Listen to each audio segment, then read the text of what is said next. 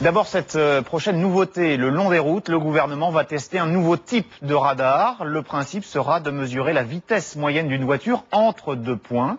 Ce système vise en fait à éviter les brusques coups de frein d'automobilistes à l'approche d'un radar automatique. Les explications d'Hélène Grégoire et de Régis Croiser. Testé sur l'autoroute A10 depuis 2006, le radar tronçon enregistre votre vitesse moyenne sur 12 km grâce à 2 caméras installées sur des ponts.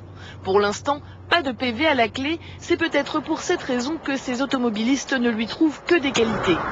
Les gens ne seront pas incités à faire des pointes de vitesse et à freiner brusquement quand ils verront un radar signalé. On passe notre temps à surveiller où il y a un radar et on ne sait jamais à quelle vitesse il faut être. Là, ça réglera peut-être le problème. Fini les dangereux coups de frein. Pour éviter le flash, il faut lever le pied sur plusieurs kilomètres. Mais ce n'est pas sans poser d'autres problèmes.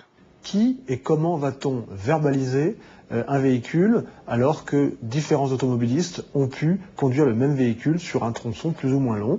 Il y a un vrai problème de droit qui va se poser. Déjà utilisé chez nos voisins européens, au Royaume-Uni, en Allemagne, en Italie et en Norvège, les résultats y sont encourageants. 50% d'accidents en moins, 50% de moins de morts et 50% de moins de blessés sur les routes. Donc là, nous qui sommes arrivés à l'heure actuelle à un palier avec les radars fixes, je pense que ça permettra de regagner encore quelques vies humaines et je pense que ça en vaut la peine. Mais sera-t-il enfin la solution pour atteindre l'objectif de moins de 3000 morts par an sur les routes d'ici 2012 ?